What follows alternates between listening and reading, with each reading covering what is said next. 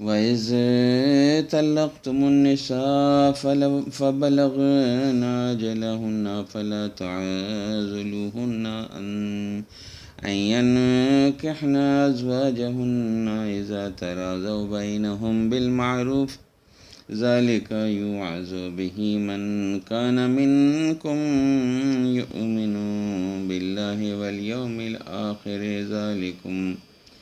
ذلكم أزكى لكم وأطهر والله يعلم وأنتم لا تعلمون والوالدات يرضعن أولادهن حولين كاملين لمن أراد أن يتم الرضاعة وعلى المولود له رزقهن وكسوتهن بالمعروف لا تكلف نفس إلا وسعها لا تضار والدة بولدها ولا مولود له بولده وعلى الوارث مثل ذلك فإن أراد فصالا عن تراض منهما وتشاور فلا جناح عليهما وإن أردتم أن تسترضعوا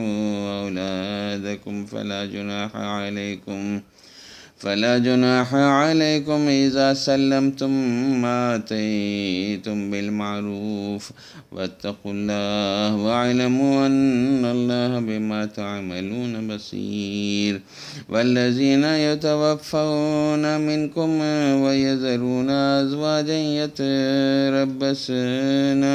يتربصن بأنفسهن 4 أشهر وعشرا فإذا بلغنا أجلهن فلا جناح عليكم فيما فعلن في أنفسهن بالمعروف والله بما تعملون خبير ولا جناح عليكم فيما عرضتم به من خطبة النساء أو أكننتم في أنفسكم علم الله أنكم ستذكرونهن ولكن لا تواعدوهن سرا إلا أن تقولوا قولا معروفا ولا تعزموا عقدة النكاح حتى يبلغ الكتاب أجله واعلموا أن الله يعلم ما في أنفسكم فاحذروه واعلموا أن الله غفور حليم لا جناح عليكم إن طلقتم النساء ما لم تمسوهن أو تفرضوا لهن فريضة ومتعوهن على الموسع قدره وعلى المقتر قدره متاعا بالمعروف حقا على المحسنين وإن طلقتموهن من قبل أن تمسوهن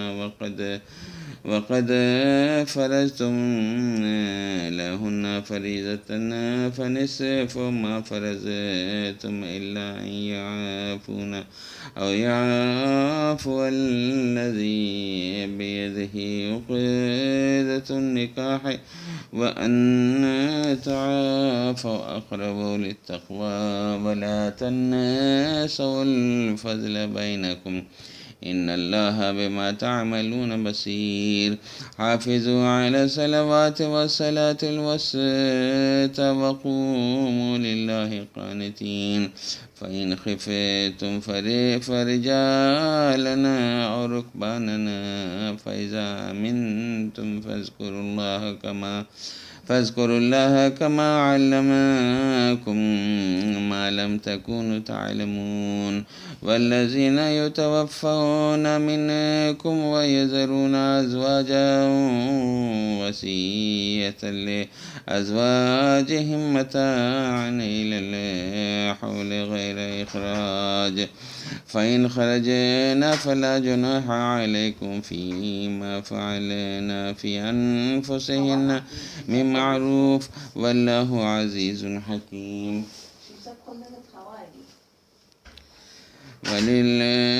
وللمطلقات متاع بالمعروف حقا على المتقين كذلك يبين الله لكم آياته لعلكم تعقلون ترى إلى الذين خرجوا من ديارهم وهم ألوف حذر الموت وقال لهم الله موتوا ثم أحياهم إن الله لذو فضل على الناس ولكن أكثر الناس لا يشكرون وقاتلوا في سبيل الله واعلموا أن الله سميع عليم من ذا الذي يقرض الله قرضا حسنا فيضاعفه له أضعافا كثيرة والله يقبض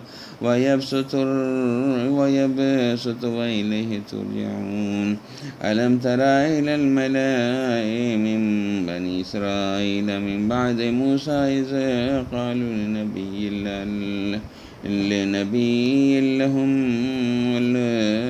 لهم ابعث لنا ملكا نقاتل في سبيل الله قال هل عسيتم إن كتب عليكم القتال ألا تقاتلوا قالوا وما لنا ألا نقاتل في سبيل الله وقد أخرجنا من ديارنا وأبنائنا فلما كتب عليهم القتال تولوا إلا قليلا منهم والله عليم بالظالمين وقال لهم نبيهم إن الله قد بعث لكم طالوت ملكا قالوا أنى يكون له الملك علينا ونحن أحق بالملك منه ولم يؤت سعة من المال قال إن الله اصطفاه عليكم وزاده بسطة في العلم والجسم والله يؤتي ملكه من يشاء والله واسع عليم وقال لهم نبيهم إن آيات ملكه أن يأتيكم التابوت فيه سكينة من ربكم وبقية مما ترك آل موسى وآل هارون تحمله الملائكة إن في ذلك لآية لكم إن كنتم مؤمنين فلما فصل طالوت بالجنود قال إن الله مبتليكم بنهر فمن شرب منه فليس مني ومن لم يطعمه فإنه مني إلا من اغترف غرفة بيده فشربوا منه إلا قليلا منهم فلما جاوزه هو والذين آمنوا معه قالوا لا طاقة لنا اليوم بجالوت وجنوده قال الذين يظنون أنهم ملاقو الله كم من فئة قليلة غلبت فئة كثيرة بإذن الله والله مع الصابرين ولما برزوا لجالوت وجنوده قالوا ربنا افرغ علينا صبرا وثبت أقدامنا وانصرنا على القوم الكافرين فهزموهم بإذن الله وقتل داود جالوت وآتاه الله الملك والحكمة وعلمه مما يشاء ولولا دفع الله الناس بعضهم ببعض لفسدت الأرض ولكن الله ذو فضل على العالمين. تلك آيات الله نتلوها عليك بالحق وإنك لمن المرسلين. اور جب تم عورتوں کو طلاق دے چکو اور ان کی عدت پوری ہو جائے تو ان کو دوسرے شوہروں کے ساتھ جب وہ آپس میں جائز طور پر راضی ہو جائیں نکاح کرنے سے مت روکو. اس حکم سے اس شخص کو نصیحت کی جاتی ہے جو تم میں خدا اور روز آخرت پر یقین رکھتا ہے. یہ تمہارے لیے نہایت خوب اور بہت پاکیزگی کی بات ہے اور خدا جانتا ہے اور تم نہیں جانتے. اور مائیں اپنے بچوں کو پورے 2 سال دودھ پلائیں. یہ حکم اس شخص کے لیے ہے جو پوری مدت تک دودھ پلوانا چاہے، اور دودھ پلانے والی ماؤں کا کھانا اور کپڑا دستور کے مطابق باپ کے ذمے ہوگا. کسی شخص کو اس کی طاقت سے زیادہ تکلیف نہیں دی جاتی، تو یاد رکھو کہ نہ تو ماں کو اس کے بچے کے سبب نقصان پہنچایا جائے اور نہ باپ کو اس کی اولاد کی وجہ سے نقصان پہنچایا جائے. اور اسی طرح نان نفقہ بچے کے وارث کے ذمے ہے، اور اگر دونوں یعنی ماں باپ آپس کی رضامندی اور صلاح سے بچے کا دودھ چھڑانا چاہیں تو ان پر کچھ گناہ نہیں. اور اگر تم اپنی اولاد کو دودھ پلوانا چاہو تو تم پر کچھ گناہ نہیں، بشرطے کہ تم دودھ پلانے والیوں کو دستور کے مطابق ان کا حق جو تم نے دینا کیا تھا دے دو.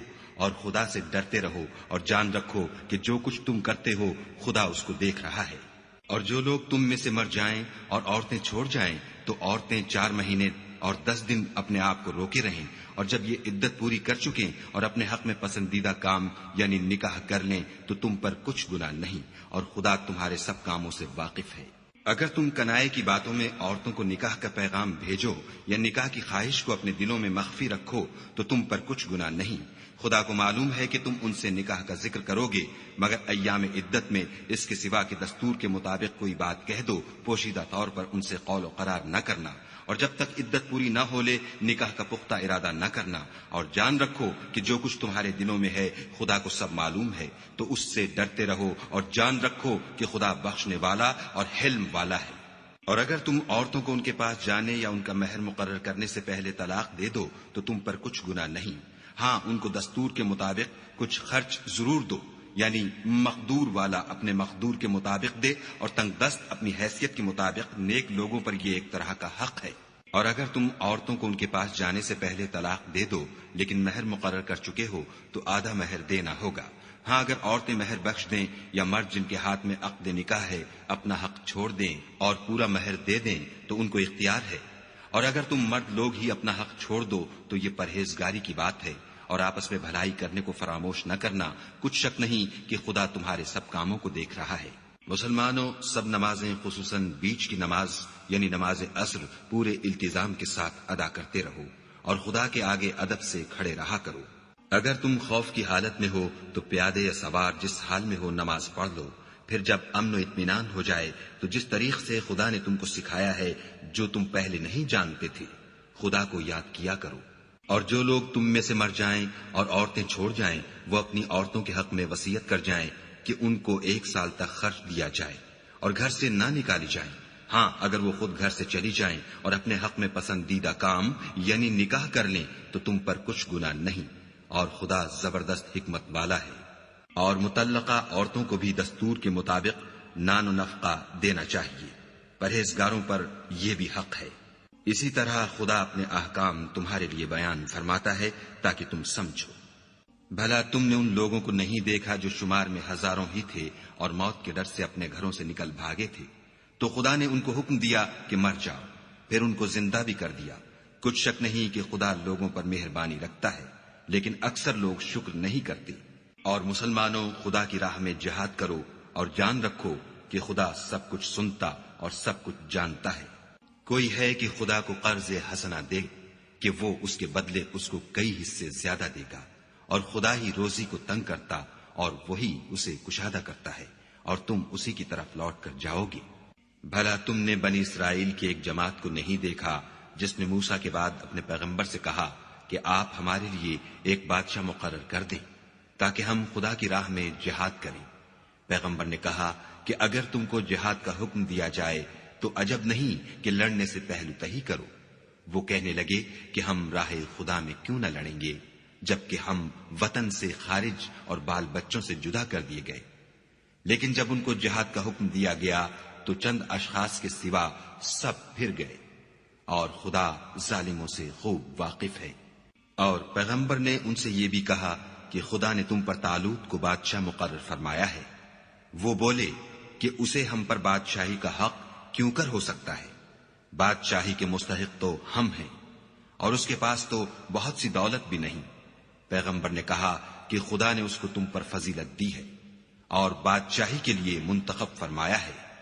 اس نے اسے علم بھی بہت سا بخشا ہے اور تن و توش بھی بڑا عطا کیا ہے، اور خدا کو اختیار ہے جسے چاہے بادشاہی بخشے.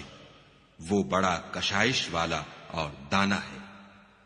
اور پیغمبر نے ان سے کہا کہ ان کی بادشاہی کی نشانی یہ ہے کہ تمہارے پاس ایک صندوق آئے گا جس کو فرشتے اٹھائے ہوئے ہوں گے. اس میں تمہارے پروردگار کی طرف سے تسلی بخشنے والی چیز ہوگی، اور کچھ اور چیزیں بھی ہوں گی جو موسیٰ اور ہارون چھوڑ گئے تھے. اگر تم ایمان رکھتے ہو تو یہ تمہارے لیے ایک بڑی نشانی ہے. غرض جب طالوت فوجیں لے کر روانہ ہوا تو اس نے ان سے کہا کہ خدا ایک نہر سے تمہاری آزمائش کرنے والا ہے. جو شخص اس میں سے پانی پی لے گا اس کی نسبت تصور کیا جائے گا کہ وہ میرا نہیں، اور جو نہ پیے گا وہ سمجھا جائے گا کہ میرا ہے. ہاں اگر کوئی ہاتھ سے چلو بھر پانی لے لے. تو خیر جب وہ لوگ نہر پر پہنچے تو چند شخصوں کے سوا سب نے پانی پی لیا. پھر جب طالوت اور مومن لوگ جو اس کے ساتھ تھے نہر کے پار ہو گئے تو کہنے لگے کہ آج ہم میں جالوت اور اس کے لشکر سے مقابلہ کرنے کی طاقت نہیں. جو لوگ یقین رکھتے تھے کہ ان کو خدا کے روبرو حاضر ہونا ہے وہ کہنے لگے کہ بسا اوقات تھوڑی سی جماعت نے خدا کے حکم سے بڑی جماعت پر فتح حاصل کی ہے، اور خدا استقلال رکھنے والوں کے ساتھ ہے. اور جب وہ لوگ جالوت اور اس کے لشکر کے مقابل میں آئے تو خدا سے دعا کی کہ اے پروردگار ہم پر صبر کے دہانے کھول دے اور ہمیں لڑائی میں ثابت قدم رکھ اور لشکر کفار پر فتح یاب کر. تو طالوت کی فوج نے خدا کے حکم سے ان کو ہزیمت دی، اور داؤد نے جالوت کو قتل کر ڈالا، اور خدا نے ان کو بادشاہی اور دانائی بخشی، اور جو کچھ چاہا سکھایا. اور اگر خدا لوگوں کو ایک دوسرے پر چڑھائی اور حملہ کرنے سے نہ ہٹاتا رہتا تو ملک تباہ ہو جاتا. لیکن خدا اہل عالم پر بڑا مہربان ہے. یہ خدا کی آیتیں ہیں جو ہم تم کو سچائی کے ساتھ پڑھ کر سناتے ہیں. اور اے محمد صلی اللہ علیہ وآلہ وسلم تم بلا شبہ پیغمبروں میں سے ہو.